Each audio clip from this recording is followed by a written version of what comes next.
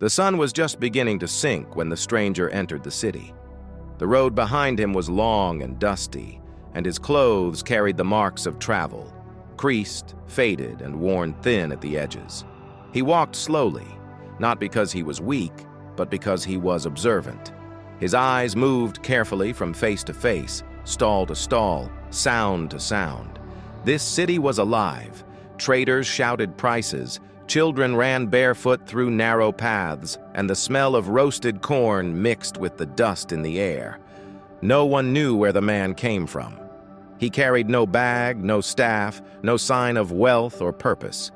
He looked like someone who had nothing, and in that city, appearances decided how people were treated. As he stepped into the main market square, conversations softened, eyes lingered, and whispers began. "Who is that?" someone muttered. "Another beggar," another replied. The stranger heard everything, yet his face remained calm. He chose a quiet corner near an old wall and sat down gently. He did not stretch out his hand. He did not ask for food. He simply sat, breathing slowly, as if he had all the time in the world. What no one knew was that the city itself had just been tested. And before the night fell, every heart within it would reveal its true nature. Morning came quickly, and with it came the noise of the city in full strength. The stranger was still there, seated in the same spot. Dust clung to his clothes, and hunger had begun to tighten his stomach, yet he showed no sign of discomfort.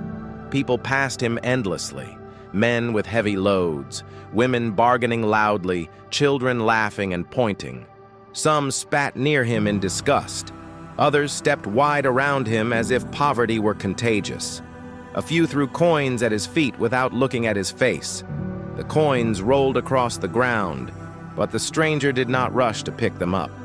He waited until the feet moved away, then quietly gathered them, nodding in silent thanks. Insults came freely. "Lazy man!" "Strong body, weak mind." Each word struck him, but he absorbed them like rain falling on dry soil. He responded to mockery with silence and to cruelty with patience. Even when a group of boys laughed and mimicked his walk, he only smiled faintly, as if they were children who did not yet know better. This was the first lesson the city failed to notice. Humility is not weakness. As the sun reached its peak, hunger became impossible to ignore. The stranger's breathing slowed, and his lips grew dry.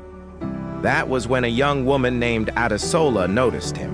She sold cooked beans from a small wooden table and had watched the stranger since morning. Something about his stillness troubled her. Unlike others, she did not see dirt or poverty first. She saw a man. She approached carefully, holding a small bowl of food and a cup of water. When she placed them beside him, he looked up, surprised. "Eat," she said simply. "No one should sit all day without food." The stranger bowed his head slightly. "Thank you," he replied. He ate slowly, respectfully, as if the food were a gift from a king. Adesola watched him leave without asking questions. In her heart, she felt peace. She did not know why, and still, the test continued. Not everyone approved of Adesola's kindness. A wealthy trader named Balogan noticed the scene and laughed loudly. "Why waste food on a useless beggar?" he shouted. People gathered. Balogan walked closer, towering over the stranger. "Stand up when I speak to you," he commanded. The stranger stood. Balogan pushed him lightly, then harder. The crowd laughed nervously. The stranger did not resist. He steadied himself and said nothing. His silence made Balogan angrier. He threw a coin at the stranger's chest. "Take it and leave this place." The stranger bent down, picked up the coin, and bowed. The laughter faded. Something felt wrong. Later that evening, as the market closed, Balogan passed the stranger again. This time, intentionally, he stepped hard on the stranger's toes. The pain was sharp. The crowd gasped. The stranger winced, but did not shout. He did not curse. He only looked at Balogan and said calmly, "Be careful where you step. Not every foot is without bones." The word sent a chill through the air. That night, rumors spread. Some said the stranger was cursed. Others said he was dangerous. Dreams were restless across the city. Dogs barked without reason. The moon hung heavy. The stranger slept peacefully.